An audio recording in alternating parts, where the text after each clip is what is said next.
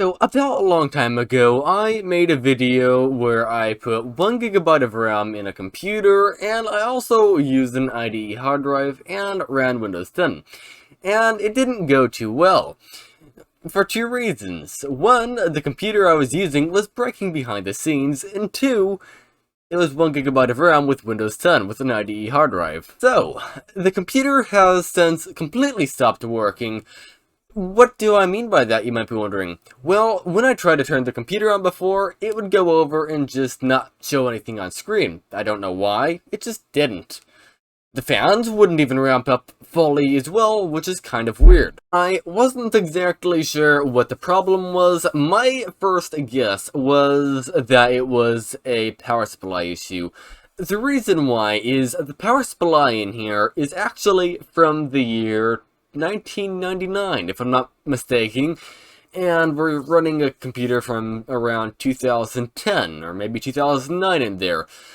So that might have been the culprit I was thinking. So I replaced the power supply with a new power spec one, and it still didn't exactly work. It was still having the exact same problem where the computer would turn on, the fans wouldn't ramp up, and nothing would show up on screen. So that left me confused, so I went over and put the old power supply back in. Well, okay, I jerry-rigified it, and I hooked it up externally, sort of. It's very confusing doing that for some reason for me. Even if I unplug everything that, from the old power supply, and just have one plugged in externally, it just seems really weird, even though it's going to work. But no, one way or another, that didn't do anything, which was a little bit confusing. So then I tried to do some other things, like switching the RAM out. That did nothing. Then I tried switching the RAM out for another batch of RAM, and it also did absolutely nothing. And I also tried different slots separately, and that also did, you guessed it, absolutely nothing. Then I tried switching the graphics card out several times. I had an HD 5450 in there, nothing worked. I had a Quadro 600 in there, nothing worked. I had an RTX 3060 in there, nothing worked. So then, again, more stuff happened, making me wonder what could be the problem. So after that, I went over and switched out the CPU in the computer, because the CPU is actually not officially supported in the motherboard's support website. The CPU I have in there is an AMD Phenom X4 9150E. And it doesn't support that. But I also had a CPU that does actually get supported in the motherboard, which is a AMD Athlon LE-1640. I made a video on that CPU in the past, running games with an RTX 3060. It wasn't a very good experience. One way or another, I tested that in the computer, and it still didn't work, which was somewhat confusing, which brought me down to the hard drives left, and, well, that was about it. I unplugged the IDE cable in the computer, and I went over and unplugged all the external fans, and it still didn't work. And that left me with two possible culprits at that point. The culprits were the CMOS battery, which I should have replaced first, and the motherboard, which wouldn't be surprising if it was broken. I was kind of expecting it to be broken, but no, it was just the little button battery in the BIOS, in the motherboard I mean. The button battery in the motherboard was causing all of this problem. So, yes, I spent over 7 hours trying to troubleshoot the computer, and it was probably a, 10-second fix, popping out the graphics card. There's no screws involved, so it's like 5 seconds, just push the button down, pull it out, and then to pull a button battery out, that's probably 5 seconds too. So, a 10-second fix turned into like 8+ hours, so that was neat. So from then, I went over and switched out the AMD LE-1640 for the CPU the motherboard originally came with, which is a AMD Phenom X4 9750E, which is also technically supported by the motherboard.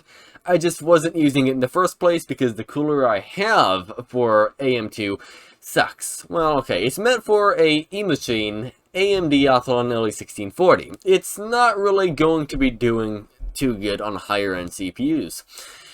Well, at least that's what I thought from the whole me trying to use that CPU cooler on an AMD Athlon X2 5600 Plus, because it was always running above the maximum temperature under load. It'd be running at like 78, 80 degrees Celsius on a full maximum fan speed, which is not ideal. So I was expecting it to do a lot worse on the Phenom. No, it isn't. It actually can keep the Phenom barely under the maximum temperature the CPU is rated for, but it can do it. But yeah, now we have a fully working computer. I don't have a clue how I didn't take the CMOS battery out in the first place, or why I didn't. But yeah, that's kind of the story of how I spent 8 hours fixing a computer where it should have took 10 minutes. And while we're here, I want to give a little bit of backstory to this computer. So, I got this computer for free quite a while ago, and I never exactly used it. It was always sitting in the corner of my room collecting dust. And yes, the case, as you might be able to tell, is a very interesting case. It's in good condition, but it's also in bad condition as well. It doesn't look exactly good, but it's fine. It works the case. And I recently got an AM2 motherboard that is somewhat decent, so I swapped out the motherboard in it for that.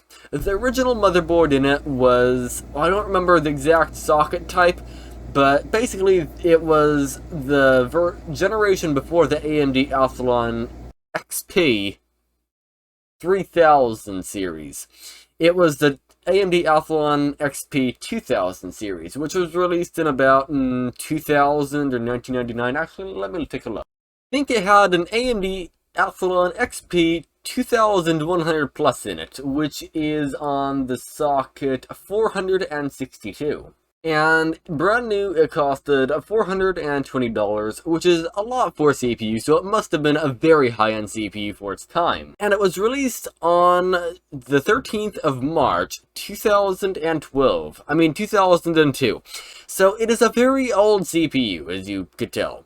So it wasn't much use, so I swapped it out for something newer, which is that AM2 CPU motherboard combination. So, yeah, that's something. And also, if you are wondering what the Cinebench R23 score on this is, it gets 1,195 points on the multi-core test and 284 points on the single-core test. And that is also in the real-time priority in the task manager, and that is also on Windows 10 Pro. There will be more videos coming on the AMD Phenom 9750. But till then, I'm going to say thanks for watching, and have a great day.